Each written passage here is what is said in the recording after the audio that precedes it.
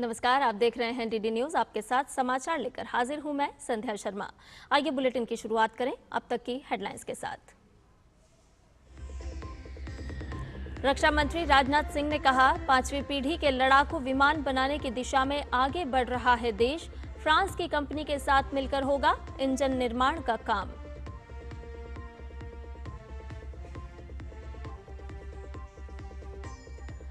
नई दिल्ली में 3 और 4 सितंबर को होगी जीएसटी परिषद की बैठक। प्रधानमंत्री की घोषणा के अनुसार दीपावली से पहले दरों में कटौती और रिफॉर्म लागू करने की होगी कोशिश।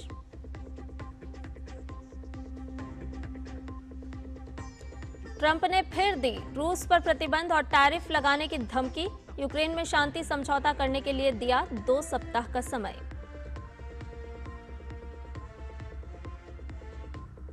चंद्रयान 3 मिशन के विक्रम लैंडर की सफल लैंडिंग की याद में आज मनाया जा रहा है राष्ट्रीय अंतरिक्ष दिवस। इसरो की ओर से दिल्ली में होगा मुख्य समारोह।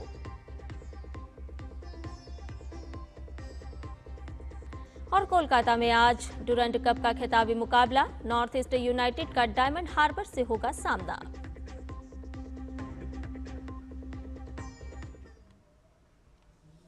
सभी खबरें विस्तार के साथ। पंजाब से इस वक्त की एक बड़ी खबर है। यहां होशियारपुर जिले में मंडियाला के पास एलपीजी टैंकर में विस्फोट होने से लगभग 20 लोग झुलस गए हैं और एक व्यक्ति की मौत हो गई है। पंजाब के कैबिनेट मंत्री डॉक्टर रवजोत सिंह, विधायक ब्रह्मशंकर जिम्पा और डिप्टी कमिश्नर आशिका जैन ने घटनास्थल का दौरा किया है।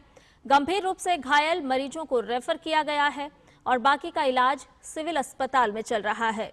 इस पूरे इलाके में एसडीआरएफ तैनात किया गया है। प्रशासन ने पीड़ितों को हर संभव सहायता का भरोसा दिया है। घटना की गंभीरता को देखते हुए होशियारपुर फायर ब्रिगेड के अलावा दसूहा, फगवाड़ा और जालंधर से भी अतिरिक्त फायर टेंडर मौके पर बुलाए गए हैं। अंडर इन्वेस्टिगेशन है, उस तो बाद ही प्रॉपर तफ्तीश तो बाद तो पक्के तौर पे दस सकते हैं। बट जिवें सामने लग रहा है कि एक रोड एक्सीडेंट करके जी है अग लगी है और ਹੁਣ तक 20 पेशेंट साडे सिविल हॉस्पिटल ਦੇ ਵਿੱਚ एडमिटेड ने और अंडर विद बर्न इंजरीज उत्थे एडमिटेड ने। कोई सीरियस भी नहीं, कोई लाइटली बर्नड भी नहीं। सारे डॉक्टर साहिबान, सारी मेडिकल फैसिलिटीज, दवाई और सारा अरेंजमेंट इन प्लेस है, उत्थे इलाज चल रहा है। अगली खबर रक्षा क्षेत्र से, जहां रक्षा मंत्री राजनाथ सिंह ने कहा है कि भारत नवाचार और प्रौद्योगिकी विकास को बढ़ावा देकर एक मजबूत रक्षा तंत्र का निर्माण कर रहा है। नई दिल्ली में एक कार्यक्रम के दौरान रक्षा मंत्री ने कहा कि देश 5वीं पीढ़ी के युद्धक विमान निर्मित करने और विमान के इंजन का विनिर्माण करने की दिशा में आगे बढ़ रहा है। उन्होंने आगे कहा कि फ्रांस की कंपनी सफरान के साथ देश में इंजन का विनिर्माण शुरू होने जा रहा है। सरकार ने 66,000 करोड़ रुपए की लागत से 97 तेजस युद्धक विमानों के विनिर्माण के लिए हिंदुस्तान एरोनॉटिक्स लिमिटेड को एक नए आदेश की मंजूरी दी है। इसके साथ ही सरकार निजी क्षेत्र के लिए विकास के अनुकूल वातावरण भी प्रदान कर रही है।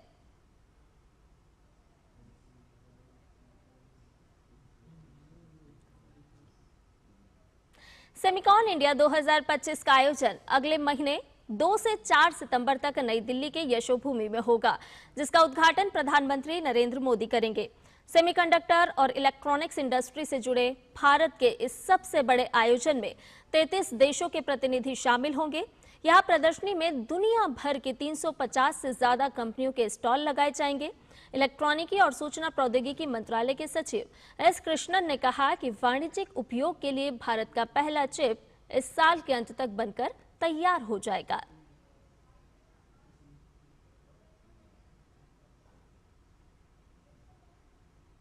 We will be seeing a substantial amount of enthusiasm which is being displayed by members of the semiconductor industry from across the world. Many companies, academic institutions, research institutions, all of who are expected to be at this event. Further, I think this also builds on the success story of India's semiconductor mission. As you're well aware, 10 projects have been cleared and are at various stages of implementation. Before the end of this year, we should be seeing the first commercially India-made chips which will come out of some of the facilities that are being built currently. GST परिषद की 56वीं बैठक 3 और 4 सितंबर को राजधानी दिल्ली में होगी। इस बैठक में जीएसटी के मौजूदा 4 स्लैब को घटाकर 2 स्लैब पर लाने के प्रस्ताव पर फैसला किया जाएगा। वित्त मंत्री निर्मला सीतारमण की अध्यक्षता में जीएसटी परिषद की ये बैठक होगी। बैठक के दोनों दिन के सत्र सुबह 11 बजे शुरू होंगे। जीएसटी परिषद के विचार विमर्श से एक दिन पहले यानी कि 2 तारीख को अधिकारियों की एक बैठक होगी। माना जा रहा है कि दीपावली से पहले जीएसटी की दरों में कटौती और जीएसटी रिफॉर्म को लागू करने की कोशिश होगी ताकि त्योहारों में लोगों को राहत मिल सके। दरअसल 2 दिन पहले राज्यों के ग्रुप ऑफ मिनिस्टर्स की बैठक में केंद्र सरकार के टैक्स स्लैब की संख्या घटाने के प्रस्ताव को मंजूर कर लिया गया है और इसका उद्देश्य जीएसटी में मौजूदा टैक्स स्लैब को घटाकर 5% और 18% करना है। नए जीएसटी स्ट्रक्चर में 2 दरें मेरिट और स्टैंडर्ड होंगी। अब इन सिफारिशों पर अंतिम निर्णय जीएसटी परिषद की बैठक में लिया जाएगा। जीएसटी रिफॉर्म की बात सुर्खियों में इसलिए भी है क्योंकि खुद प्रधानमंत्री नरेंद्र मोदी ने इस साल 15 अगस्त को लाल किले से अपने भाषण में कहा था कि इस दीपावली से पहले सरकार नेक्स्ट जनरेशन जीएसटी रिफॉर्म लेकर आ रही है, जिससे रोजमर्रा की चीजें सस्ती हो जाएंगी। हम नेक्स्ट जनरेशन जीएसटी रिफॉर्म्स लेकर के आ रहे हैं। ये दिवाली के अंदर आपके लिए तोहफा बन जाएंगे। सामान्य मानवीय की जरूरतों के टैक्स भारी मात्रा में कम कर दिए जाएंगे। बहुत बड़ी सुविधा बढ़ेगी।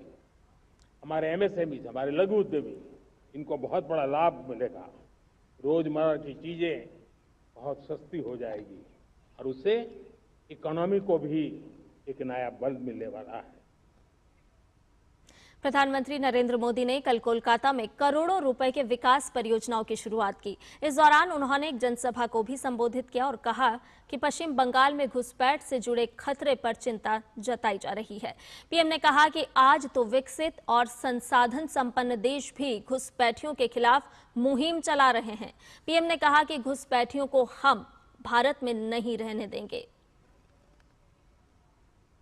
मुझे हैरानी है कि टीएमसी, कांग्रेस समेत कुछ इंडी अलायंस के राजनीतिक दल तुष्टीकरण के आगे घुटने टेक चुके हैं। ये राजनीतिक दल सत्ता की भूख के लिए घुसपैठ को बढ़ावा दे रहे हैं। कुछ जगह पे तो दिख रहा है उन्होंने घुसपैठियों की शरण ले ली है। साथियों, पश्चिम बंगाल तो सीमावर्ती राज्य है। जिस प्रकार बॉर्डर के इलाकों में डेमोग्राफी बदली जा रही है, ये पश्चिम बंगाल में सामाजिक संकट भी पैदा कर रहा है। खास तौर पर किसानों से धोखाधड़ी करके उनकी जमीन पर कब्जा किया जा रहा है। आदिवासियों को गुमराह करके उनकी जमीन हड़पी जा रही है।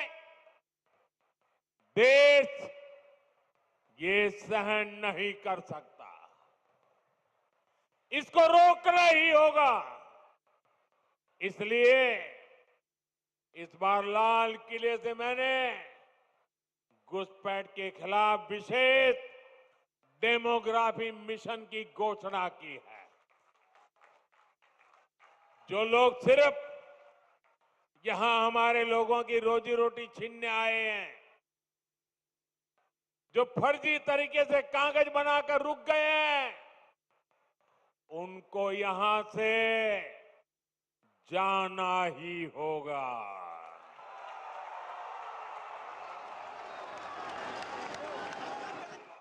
और ये काम ईमानदारी से पूरा हो सके, इसके लिए टीएमसी सरकार को भी यहां से जाना ही होगा। और अब बात युवा संसद की। संसदीय कार्य मंत्रालय पिछले काफी वर्षों से विद्यालयों में युवा संसद प्रतियोगिताएं आयोजित कर रहा है। इस साल भी दिल्ली के विद्यालयों के बीच राष्ट्रीय युवा संसद प्रतियोगिता आयोजित की गई, जिसका पुरस्कार वितरण समारोह संसद भवन परिसर के बाल योगी सभागार में आयोजित किया गया। दिल्ली के विद्यालयों के लिए 57वीं युवा संसद प्रतियोगिता के पुरस्कार वितरण समारोह में मुख्य अतिथि के तौर पर केंद्रीय मंत्री अर्जुन राम मेघवाल उपस्थित रहे।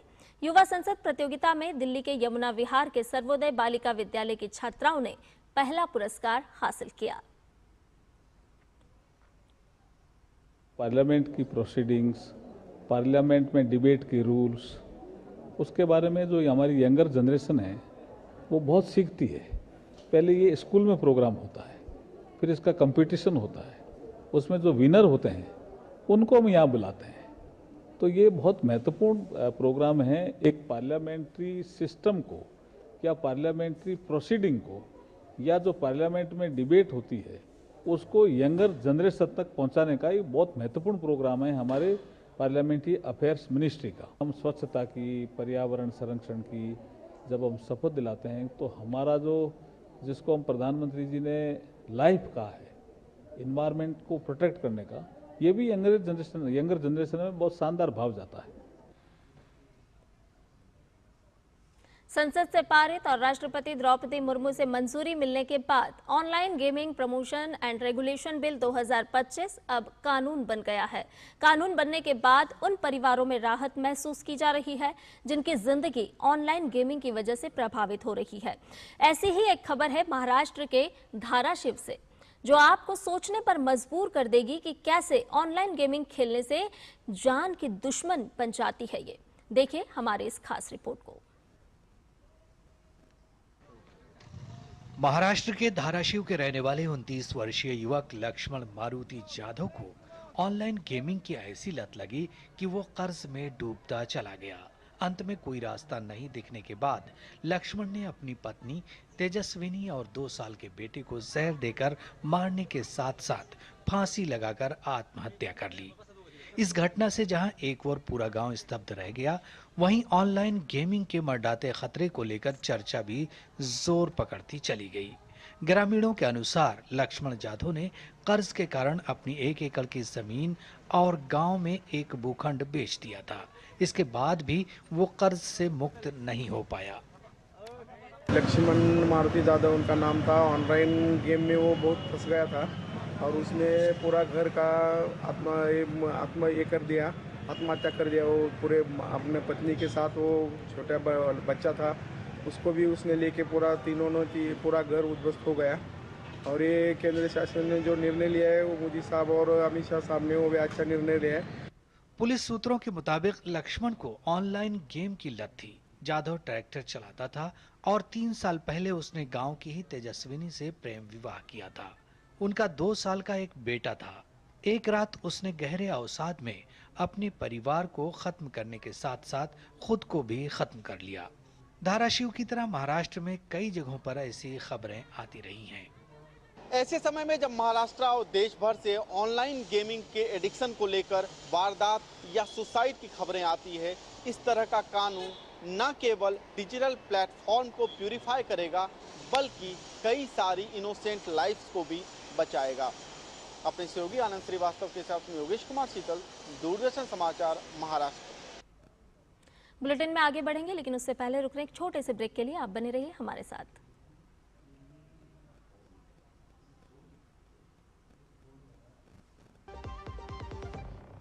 MDH किचन किंग मसाले को किंग क्यों कहते हैं? अगर MDH का किचन किंग किचन में हो तो हम सब कुछ बना सकते हैं। बैंगन का भरता, आलू गोभी, भिंडी मसाला, मिक्स वेजिटेबल, मटर पनीर और भी बहुत कुछ। ये तो मैजिक है। बहुत बढ़िया। Like magic.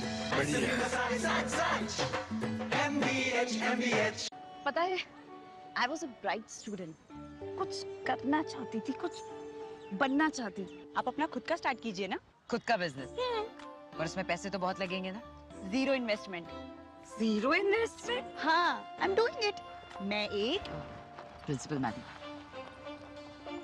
She is my client. मैं LIC एजेंट हूँ। LIC एजेंट बनो, अब बड़ा सोचो। हमारी वेबसाइट पर जाएं या अपनी नजदीकी LIC शाखा से संपर्क करें। ब्रेक के बाद समाचार में आपका एक बार फिर से स्वागत है। खबरों में बढ़ते हैं आगे। भारतीय कम्युनिस्ट पार्टी के वरिष्ठ नेता सुवरम सुधाकर रेड्डी का कल रात हैदराबाद में निधन हो गया। वो 83 वर्ष के थे। परिवार के सदस्यों के अनुसार दिवंगत नेता का पार्थिव शरीर कल हैदराबाद के गांधी अस्पताल में सौंपा जाएगा। 2 बार सांसद रहे सुधाकर रेड्डी ने लंबी बीमारी के कारण अंतिम सांस ली। वामपंथी राजनीति के कद्दावर नेता सुधाकर रेड्डी ने तेलंगाना और देश भर में पार्टी को मजबूत करने में महत्वपूर्ण भूमिका निभाई। मुख्यमंत्री ए रेवंत रेड्डी और बीआरएस प्रमुख के चंद्रशेखर राव समेत अन्य दलों के नेताओं ने शोक व्यक्त किया है। अन्य दलों के नेताओं ने भी सुरवरम सुधाकर रेड्डी के निधन पर शोक व्यक्त किया है। आज सुबह उनके पार्थिव शरीर को पार्टी मुख्यालय ले जाया जा रहा है ताकि पार्टी कार्यकर्ता और अन्य लोग इस महान व्यक्तित्व को अंतिम श्रद्धांजलि दे सकें। इधर अमेरिका के राष्ट्रपति डोनाल्ड ट्रंप ने भारत में अमेरिका के नए राजदूत का ऐलान कर दिया है। ट्रंप ने अपने विश्वास पात्र सर्जियो गोर को भारत में राजदूत नियुक्त किया है। इसके साथ ही सर्जियो दक्षिण और मध्य एशिया के लिए अमेरिका के विशेष दूत भी होंगे। सर्जियो गोर एरिक गॉर्सेटी की जगह लेंगे, जिन्होंने मई 2023 से जनवरी 2025 तक भारत में अमेरिकी राजदूत के रूप में सेवाएं दी। यह ऐलान राष्ट्रपति ट्रंप ने अपने social media platform truth social पर एक पोस्ट में किया। गोर वर्तमान में व्हाइट हाउस के प्रेसिडेंशियल पर्सनल ऑफिस के डायरेक्टर हैं। ट्रंप ने सर्जियो गोर को अपना करीबी सहयोगी मित्र और विश्वास पात्र बताया है, जिस पर वो पूरी तरह भरोसा कर सकते हैं। ट्रंप ने कहा कि विश्व के सबसे अधिक आबादी वाले क्षेत्र के लिए ये जरूरी है कि उनके पास ऐसा व्यक्ति हो जो उनके एजेंडे को पूरी तरह लागू कर सके।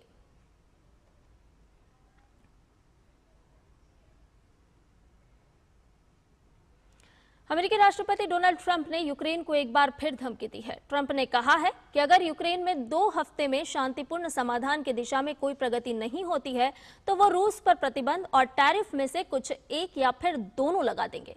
ये धमकी ट्रंप ने अलास्का में रूसी राष्ट्रपति व्लादिमीर पुतिन के साथ अपनी बैठक के 1 हफ्ते बाद मॉस्को के प्रति निराशा व्यक्त करते हुए दी। ट्रंप ने कहा कि इस हफ्ते यूक्रेन में एक कारखाने पर रूस के घातक हमले से वो नाखुश हैं। श्रीलंका के पूर्व राष्ट्रपति रानिल विक्रमसिंघे को गिरफ्तार कर लिया गया है। वो सरकारी धन के दुरुपयोग के आरोप को लेकर कोलंबो स्थित सीआईडी कार्यालय में बयान दर्ज कराने पहुंचे थे, जहां उनकी गिरफ्तारी हुई। 26 अगस्त तक विक्रमसिंघे जेल में रहेंगे। विक्रमसिंघे ने अपनी पत्नी की बीमारी का हवाला देते हुए जमानत मांगी थी, लेकिन कोर्ट ने उसे खारिज कर दिया। ये जांच सितंबर 2023 में उनकी लंदन यात्रा से जुड़ी है, जहां वो अपनी पत्नी प्रोफेसर मैत्री विक्रमसिंघे के वॉल्वरहैम्पटन विश्वविद्यालय के दीक्षांत समारोह में शामिल हुए थे। जांचकर्ताओं का दावा है कि इस यात्रा और सुरक्षा खर्चों के लिए उन्होंने सरकारी धन का इस्तेमाल किया था। विक्रमसिंघे ने इन आरोपों का खंडन किया है और कहा है कि उनकी पत्नी ने अपने खर्चे खुद उठाए थे और किसी भी सार्वजनिक धन का दुरुपयोग नहीं हुआ है। विक्रमसिंघे श्रीलंका के इतिहास में गिरफ्तार होने वाले पहले पूर्व राष्ट्रपति हैं।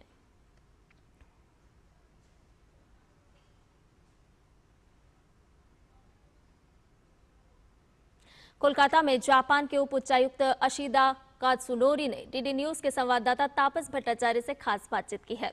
उन्होंने कहा कि भारत जापान सहयोग विकास की रफ्तार बढ़ा रहा है। मेरे साथ इस वक्त मौजूद है deputy council general Japanese embassy के, और कोलकाता मेट्रो का अभी 3 लाइन जो है उनका अनावरण किया गया प्रधानमंत्री नरेंद्र मोदी द्वारा। बात करेंगे इनसे। आशिदा सर, सबसे पहले तो ये बताइए, 3 मेट्रो लाइन और प्रधानमंत्री मोदी खुद आते हैं, आप खुद भी बहुत अच्छी हिंदी बोल लेते हैं, ये कैसे? और इतना बड़ा काम जो आप लोगों ने प्राइम मिनिस्टर मोदी आए यहाँ पे और जापान खुद काम कर रहा है इंडिया के साथ, इसके बारे में थोड़ा बताइए। आज की जो प्रोजेक्ट है, आपको भी पता होगा कि आधा जो हिस्सा है वो जापानीज गवर्नमेंट की ओर से कोऑपरेट किया गया है, और ये जो बड़ा प्रोग्राम के आगाज में आज प्रधानमंत्री श्री नरेंद्र मोदी साहब तशरीफ लाए हैं, ये हमारे लिए बहुत खुशी की बात है। आशिदा सर, इतनी अच्छी हिंदी आप बोल देते हैं, भारतवासियों को ये जानना जरूर, वो जानना चाहेंगे कि इतनी अच्छी हिंदी आपने कहाँ सीखी? मैंने यूनिवर्सिटी में हिंदी सीखी थी, और जैसे ओसाका यूनिवर्सिटी में, और उसके बाद इसी इलाके में आने जाने से कोई हाँ 14। ये जानना जरूर चाहेंगे कि आपने कहा प्रधानमंत्री ये जो तीनों प्रोजेक्ट किया है और जापान आधा पैसा इसमें लगा भी रहा है, इसके साथ साथ एक बुलेट ट्रेन का प्रोजेक्ट भी है जिसमें जापान बहुत काम कर रहा है भारत के साथ, थोड़ा सा उसके बारे में डिटेल बताएं। हाँ, ये बहुत बड़ा प्रोजेक्ट है और हिस्टोरिकली स्पीकिंग ये बहुत सबसे बड़ा होगा। दोनों ही देश बहुत पहले से काम कर रहे हैं, बुद्धिज्म में एक साथ है, रिलीजन में है, मॉडर्न मार्वल्स हम लोग तैयार कर रहे हैं इस तरीके के, और क्या क्या चीज़ें जो दोनों देश मिलकर आगे बढ़ सकते हैं। प्रधानमंत्री का एक दौरा भी होने वाला है जापान में, क्या क्या चीज़ें और बात की जा सकती है। संयोग में आज ऐलान किया गया है प्रधानमंत्री साहब जापान जा रहे हैं और मैंने कहा है कि हिस्टोरिकली बुद्धिज्म के से लेकर अब आईटी के फील्ड में भी हमारा कोऑपरेशन है बहुत बढ़ गया है, यानी पुराने ज़माने से लेकर मुस्तकबिल आइंदा भी ये मुसलसल ये लगातार किया जाएगा। जापान और भारत एक दूसरे के साथ आईटी से लेके बुद्धिज्म से लेके मॉडर्न मार्वल्स जो इस तरीके के कोलकाता मेट्रो हम देख पा रहे हैं उसमें काम कर रहे हैं, और वो दिन दूर नहीं है कि दोनों विकसित भारत का जो भारत का सपना है उसमें भारत का बहुत बड़ा मदद जापान की तरफ से हमें देखने को मिल रहा है। कैंपस से राणा के साथ मैं तापस भट्टाचार्य, दूरदर्शन समाचार, कोलकाता।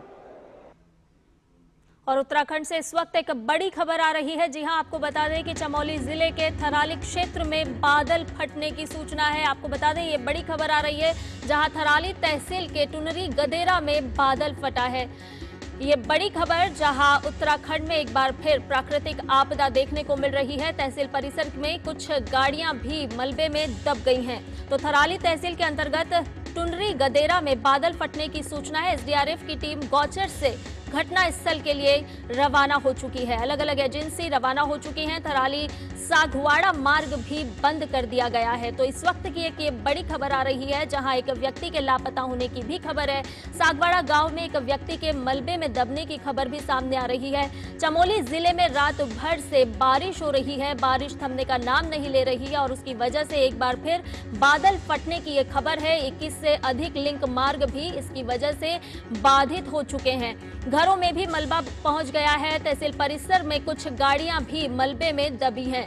एसडीआरएफ की टीम गौचर के लिए रवाना हुई है। थराली सागवाड़ा मार्ग को भी बंद किया गया है। तस्वीरों में भी आपको बता रहे हैं किस तरह से बादल फटने के बाद ये दृश्य आप देख सकते हैं जहां राड़ी बगड़ और चेपड़ों में बादल फटने की खबर है। एसडीआरएफ गौचर से घटना स्थल के लिए रवाना हो चुकी है।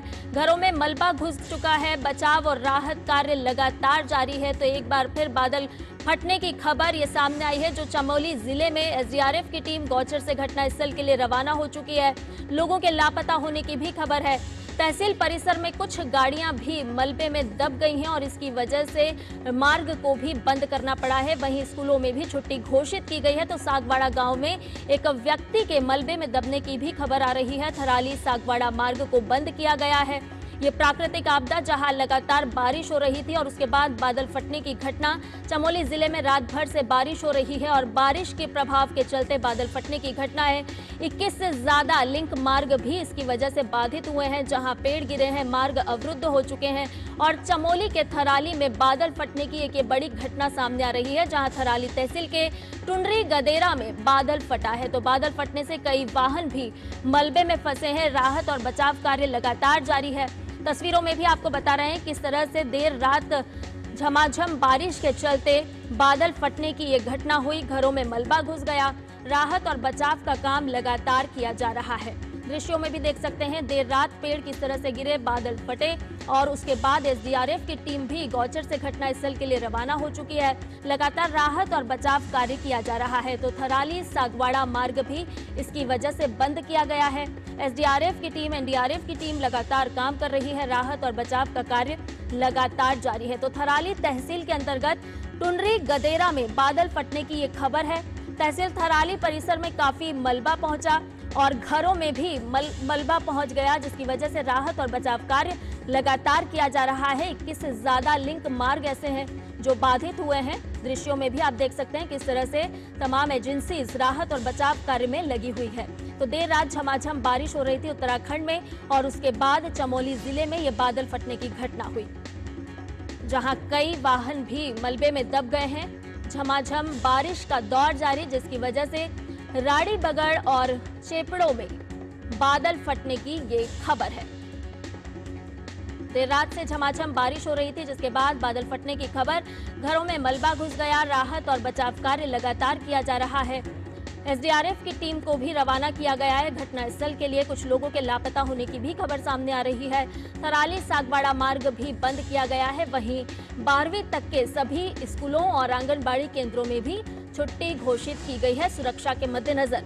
सागवाड़ा गांव में एक व्यक्ति के मलबे में दबने की खबर आ रही है और राहत और बचाव कार्य लगातार जारी है। थराली, देवाल और नारायण बगड़ में आज स्कूल बंद रहेंगे। चमोली जिले में रात भर से झमाझम बारिश हो रही है। बारिश का दौर नहीं थम रहा और उसकी वजह से बादल फटने की ये घटना। थराली तहसील के टुंडरी गदेरा में बादल फटे, जहां 21 से ज्यादा लिंक मार्ग को बंद किया गया है। चमोली के थराली में बादल फटा। तहसील परिसर में कुछ गाड़ियां भी मलबे में दब गई हैं। लगातार राहत और बचाव कार्य किया जा रहा है। तो देर रात की ये तस्वीरें, जहां झमाझम बारिश की वजह से बादल फटने की घटना सामने आई और राहत और बचाव कार्य लगातार किया जा रहा है। कई मार्ग ऐसे हैं जो अवरुद्ध हुए, उन्हें बंद किया गया। घरों में मलबा घुस गया, लोगों को काफी परेशानी का सामना करना पड़ा। राहत और बचाव का कार्य भी लगातार जारी है। एसडीआरएफ की टीम ने मोर्चा संभाला है। गौचर से घटनास्थल के लिए टीम रवाना हो चुकी है। 12वीं तक के सभी स्कूलों को भी बंद किया गया है, यानी कि छुट्टी घोषित की गई है। तो थराली तहसील के टुंडरी गदेरा में बादल फटने की ये बड़ी खबर आ रही है। हम देख रहे हैं लगातार उत्तराखंड में जिस तरह से प्राकृतिक आपदा अपना कहर बरपा रही है और चमोली जिले में रात भर से जो झमाझम बारिश हो रही थी उसकी वजह से बादल फटने की ये घटना सामने आई है। उत्तराखंड में लगातार हम देख रहे हैं कि प्राकृतिक आपदा लगातार हो रही है, जिसकी वजह से राहत और बचाव कार्य के लिए भी तमाम अलग अलग एजेंसीज लगातार लगी हुई है। चमोली के थराली में ये बादल फटने की घटना सामने आई है, जहां कई वाहन भी मलबे में दब गए हैं। सड़कों पर आप देख रहे हैं किस तरह से बड़े बड़े पेड़ गिर चुके हैं। राड़ी बगड़ और चेपड़ों में बादल फटने की ये घटना सामने आ रही है। थराली, देवाल और नारायण बगड़ में स्कूलों को आज बंद करने की घोषणा की गई है। आंगनबाड़ी केंद्र में भी छुट्टी घोषित की गई है ताकि सभी लोगों को सुरक्षित रखा जा सके। तो आपको बता दें कि ये बड़ी खबर उत्तराखंड से आ रही है, जहां चमोली जिले में बादल फटने की ये घटना, जहां एसडीआरएफ गौचर से घटनास्थल के लिए भी रवाना हो चुकी है। पल पल का अपडेट हम लगातार आपसे साझा करते रहेंगे। फिलहाल के लिए इतना ही, मुझे दीजिए इजाजत। नमस्कार।